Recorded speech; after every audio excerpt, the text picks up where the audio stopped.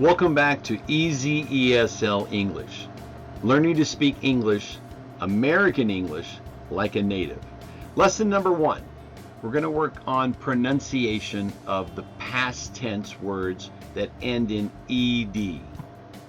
So, the pronunciation of ED in past tense verbs depends on the final sound of the base verb. There are 3 possible pronunciations.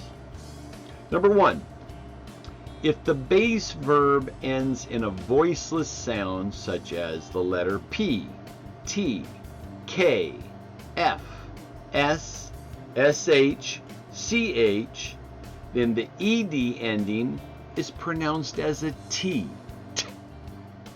For example, wɔkt, læft, or wɑtʃt. Or 2, if the base verb ends in a voiced sound, such as a B, a D, G, V, Z, L, M, N, R, or the letter J, or a vowel sound, the ED ending is pronounced as D. For example, pleɪd, lɪvd, klozd. So the sound. And number 3, if the base verb ends in the sounds or the letters T or D, the ED ending is pronounced as ed. For example, stɑrtɪd, weɪtɪd, lændɪd. Now remember, many non-native speakers learn to pronounce by syllables, and they see that ED is a syllable on the end. But in normal use, the E is silent and the D has sounds, duh or tuh. So instead of saying I walked to the store, I walked to the store. I watched TV, I watched TV. I pleɪd with my friends and I lɪvd in a different city.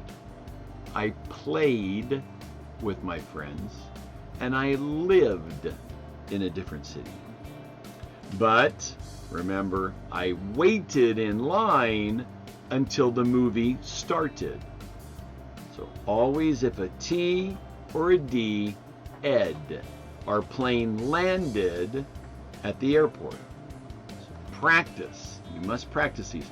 It's also important to note that these rules are not absolute, and there may be some exceptions or variations in pronunciation based on regional accents and individual speaking styles. But remember, if you want to sound more natural, more native, then practice these and get that ED sound out of there. So no eds on everything. It's always a tuh or a duh. Keep practicing. I hope I see you again next time. That's lesson number 1 here at Easy ESL English. Take care. Bye-bye. And here's today's tongue twister. Tongue twisters are developed to help you with your pronunciation of certain sounds. This one is going to help you with short vowels, long vowels, but also with that T, D, and ed sound. Okay? So, listen to it. This is Peter Piper. Peter Piper picked a peck of pickled peppers. A peck of pickled peppers Peter Piper picked.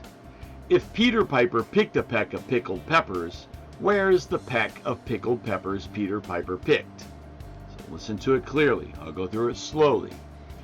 Peter Piper picked a peck of pickled peppers. A peck of pickled peppers Peter Piper picked. If Peter Piper picked a peck of pickled peppers, where's the peck of pickled peppers Peter Piper picked? Practice that, keep practicing, and one day you'll be able to say it like this. Peter Piper picked a peck of pickled peppers. A peck of pickled peppers Peter Piper picked. If Peter Piper picked a peck of pickled peppers, where's the peck of pickled peppers Peter Piper picked? Practice it. Practice and practice. The more you practice something, the better you get at it. Hope I see you again next time. Take care.